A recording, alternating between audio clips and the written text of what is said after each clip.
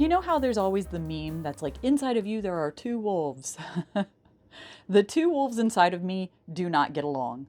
One of them wants to constantly be making new stuff, producing new stuff, always on the go, doing more, trying to push harder, always wanting to achieve. The other wolf would like to curl up underneath a blanket with a hot beverage and do cozy activities, never leaving the safety of this blanket fort. These two wolves do not get along, and in real life, that looks like me planning to do way too much with too little time, then getting overwhelmed and stressed out. I am working on being more realistic with what I take on, but I gotta tell you, this is slow progress for me. And I frequently find myself biting off way more than I can chew with projects, with testing commitments, with elaborate ideas for videos. Lately, I've been really pushing to get a lot more accomplished and put out more patterns because I have so many ideas I just want to get done before the end of the year. I don't really have time to commit to extra projects, but yet I find myself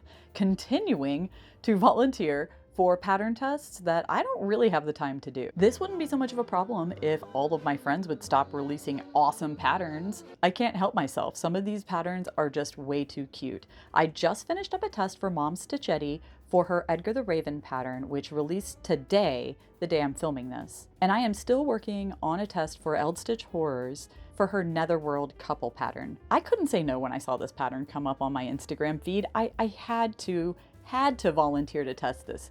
Well, it's Beetlejuice. What was I supposed to do? I am also working tirelessly to get my next sweater pattern done. I would like to get that out really soon. However, I need to get it tested and that's going to take time. So I've been really crunching to try to finish this ASAP so that I can get it into testing and get it out later this year. I'd really hoped to have this out in October, but again, terrible at estimating how long things are going to take and overcommitting to other things, and then here we are way behind schedule as usual.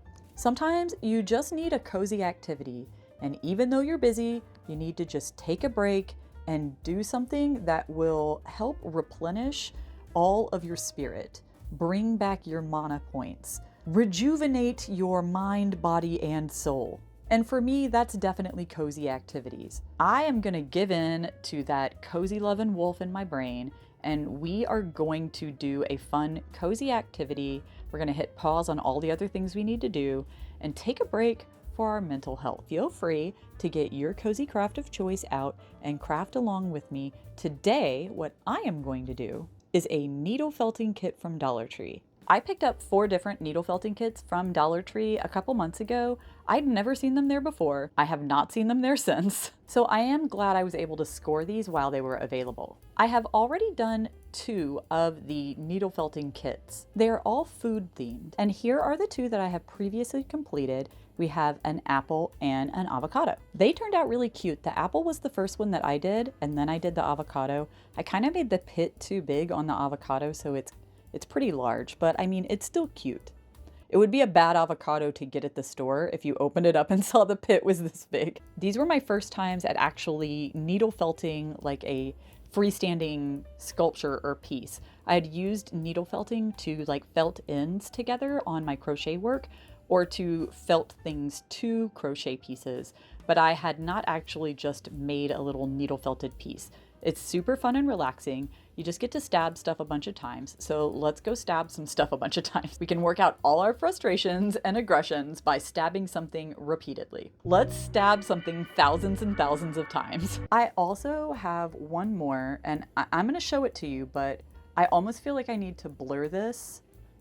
It's a peach. It's supposed to be a peach, but they're showing it to you upside down, and it's very butt coated. I really feel like this is almost NSFW levels here. I might get demonetized.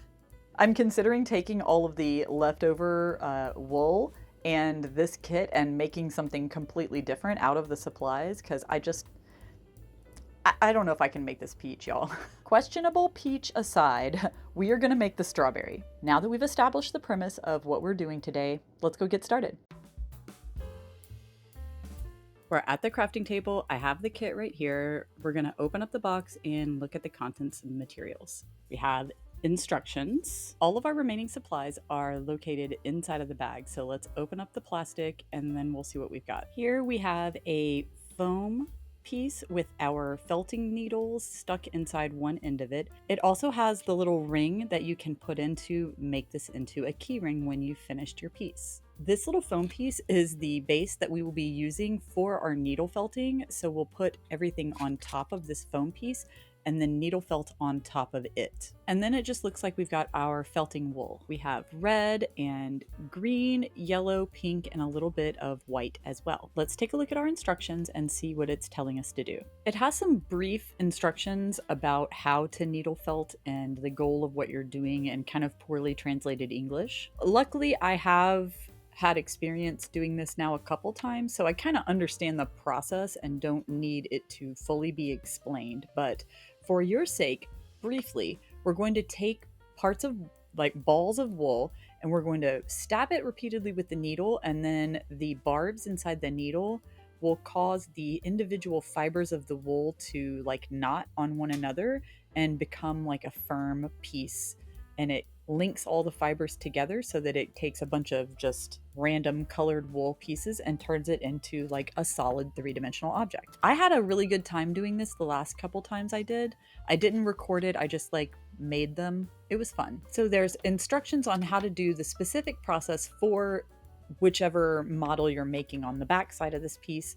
This is telling us what we need to do to make our strawberry. It's pretty straightforward. So now there's nothing left to do except actually get needle felting. I am excited. I'm going to remove my needles from the side of our foam base. Lovely squeaking noise. I'm going to leave the little eyelet in the side because I don't want to lose that. It's so small. I'm worried it's going to get lost on my table somewhere. Okay, so we have our 3 different needles. I am just going to get going on making my strawberry shape. Let me tell you, stabbing something a bunch of times is very therapeutic. And while this little needle is hard for my arthritic hands to hold on to, the process of felting is very, very satisfying. Just watching this piece come together over time, it scratches all the itches in my brain, you know? To form the base of my strawberry, I made a little oval shape and then just worked on building up one side of the oval with more and more material to make it wider at the top like an actual strawberry. The instructions included did mention that the bigger needle was best for larger areas and that the smaller needles were better for details, so I used the bigger needle while I was wrapping my strawberry and working on bulking out this shape. I have a strawberry. Well, it's at least shaped mildly like a strawberry right now, so I figure this is probably a good a strawberry shape as I'm gonna get at this point, and it is time to move on to adding more details. The instructions told me here to add some pink and then white onto the top, and as I did this, I really hated the way that it looked. And I decided that I was just going to cover that up with more red and maybe it would mellow out the colors, but it didn't really mellow them out. It just kind of covered them and left some light streaking, and I don't know if I like it. I don't know if that pink and white really made an impact on this. I put it on, it started to look too dramatic, and then now it's like way too subtle. I'm not sure if it's really made much of a difference for the final piece, but I guess we won't know until we trudge onward and get to that point. It's still strawberry shaped though, and I still think it's coming across quite nicely. This is where you have to start trusting the process, you know? I think it's time to move on to adding our strawberry seeds. So here is my strawberry with its seeds. This was definitely a trust the process moment where I really felt like the spots looked like mold, but once I got a bunch of them on here, it started to look better. Bad news. My phone camera died while I was in the process of doing this to the strawberry, so some of the footage is gone now. But yeah, my phone died, and then I had to charge it so that we could continue, and now, like an hour later, we are back on track. And all we need to do to our little strawberry is make the green leaves and the little stem for the top of it. So I'm going to stop talking and let's get back to this, and hopefully we won't have any more like hiccups and technological problems because I've already didn't record one segment and then the phone died. I swear I had like 70% when I started doing this. Whatever. Let's give our strawberry a little top. I am the kind of person who has always enjoyed logic problems and puzzles, so there's something about building little three-dimensional shapes from scratch that really just appeals to me personally. I had a good time figuring out how to felt all of these little bits and bobs and then get them to attach to my finished model in a way that was going to be secure, but also like resemble an actual real strawberry. I may just become hooked on needle felting because this is so much fun. To make the little leaves, I folded bits of the wool into a triangle shape and then went about felting them together with the smallest needle.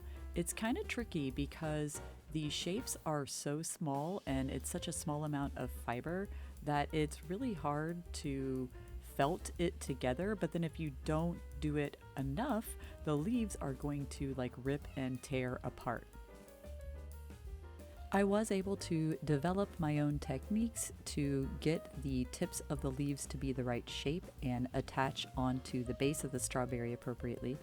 And then I made a little stem and I left the felt around one end of it open and splayed so that I could secure it to the top of the strawberry a lot easier.